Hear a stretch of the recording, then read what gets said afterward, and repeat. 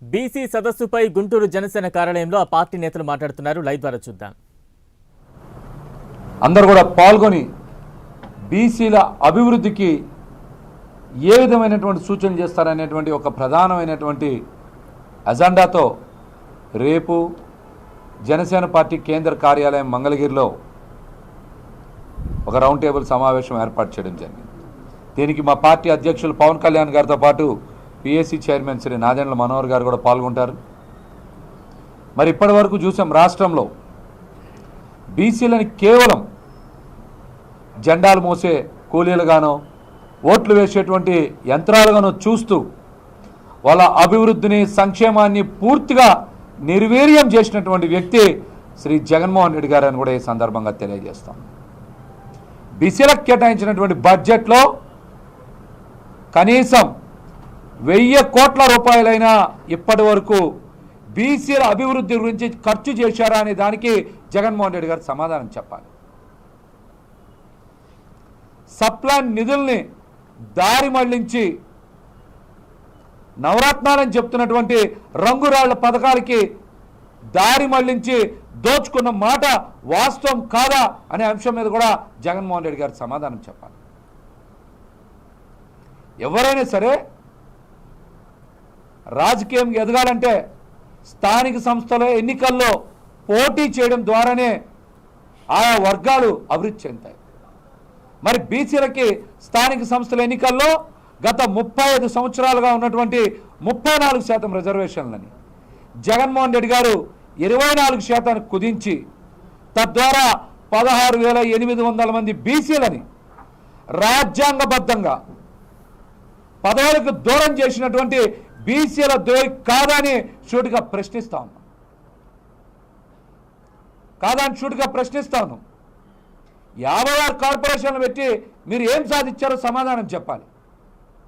ఇందాక శ్రీనారాయణ చెప్పినట్టు ఈ 56 కార్పొరేషన్ల చైర్మన్లు కానీ డైరెక్టర్లు కానీ మీ కులాల్లో మీ సామాజిక వర్గాల్లో ఒక్క వ్యక్తికైనా సరే ₹1 మీ సామాజిక వర్గాల్లో ఒక్కరికైనా సరే ₹1 లబ్ధి చేకూర్చేలాగా ఏమైనా పథకం మంజూరు చేసేటువంటి శక్తి కానీ అధికారం కానీ మీకుందా అని మిమ్మల్ని సూటిగా ప్రశ్నిస్తా ఉన్నాం.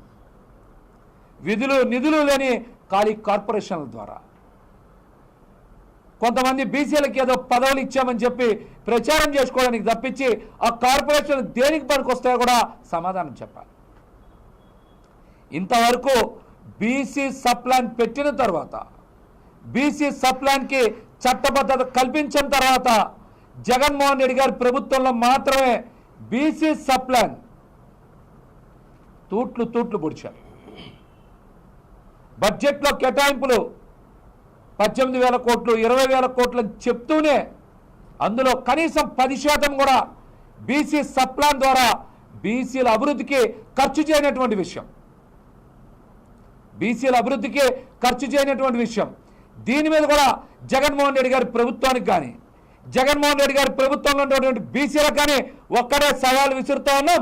సప్లాన్ మీద మీకు శ్వేతపత్రం విడుదల చేసేటువంటి దమ్ముందా అని మిమ్మల్ని సూటిగా ప్రశ్నిస్తాం. ముఖ్యంగా సబ్సిడీ రుణాలు మంజూరు లేదు. కుల చేతి వృత్తుల్ని ఆదరించేటువంటి ఆదరణ పథకం లేదు. ఎక్కడైనా సరే మీరు చూడండి, ఒక్క కుల వృత్తికి కానీ ఒక్క చేతి వృత్తికి కానీ ఎక్కడైనా బ్యాంక్ లింకప్ లేకుండా బ్యాంక్ గ్యారంటీ లేకుండా ఒక్క లోన్ ఎక్కడైనా ఇచ్చారా? ఎవరైనా అభివృద్ధి చేశారా? ఒక్క బీసీ అయినా సరే అభివృద్ధి సాధించినటువంటి దాఖలాలు ఎక్కడ ఉన్నాయో చూపించాలి జగన్మోహన్ రెడ్డి గారి ప్రభుత్వంలో. బీసీలు అంటే కేవలం జగన్మోహన్ రెడ్డి గారి దృష్టిలో ఓట్లు వేసేటువంటి యంత్రాలు, జెండాలు మోసేటువంటి కూలీలు, జగన్మోహన్ రెడ్డి గారిని పల్లకి ఎక్కించి మోసేటువంటి వ్యక్తులుగానే చూస్తూ ఉన్నారు. ఆయన మాటలు విశ్వసించద్దు, ఆయన్ని నమ్మద్దు. జగన్మోహన్ రెడ్డి గారి కన్నా మోసకారి మరెవ్వరూ లేరని కూడా ఈ సందర్భంగా తెలియజేస్తా. బీసీలందరూ కూడా పథకాల కోసం పోరాటం చేయొద్దు. పవర్ కోసం, అధికారం కోసం పోరాటం చేయాలి. అధికారం చేజిక్కించుకుంటేనే మనం అభివృద్ధి చెందగలుగుతాం. మరి అధికారం చేజిక్కించుకోవాలంటే జగన్మోహన్ రెడ్డి గారు ఇతర నాయకులతోనో సాధ్యమయ్యేటువంటి పని కాదు. మార్పు కోసం, సామాజిక వర్గాల అభివృద్ధి కోసం అట్టడుగు స్థాయి వర్గాల్ని అభివృద్ధి చేయాలి, రాజ్యాధికార దిశగా నడిపించాలని నిరంతరం తపన పడుతున్నటువంటి పవన్ కళ్యాణ్ గారితో బీసీలు మొత్తం కూడా ప్రయాణం చేస్తేనే మనం అధికారం పవర్లోకి రాగలుగుతాం.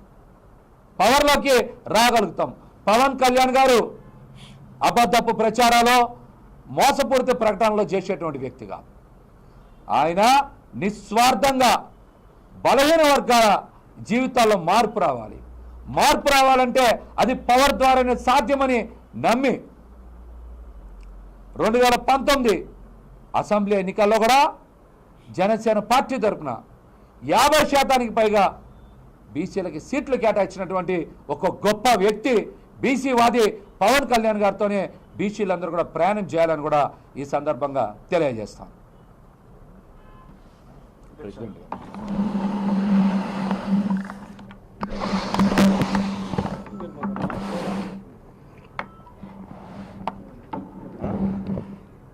ఓట్ ఆఫ్ థ్యాంక్స్ చెప్పండి.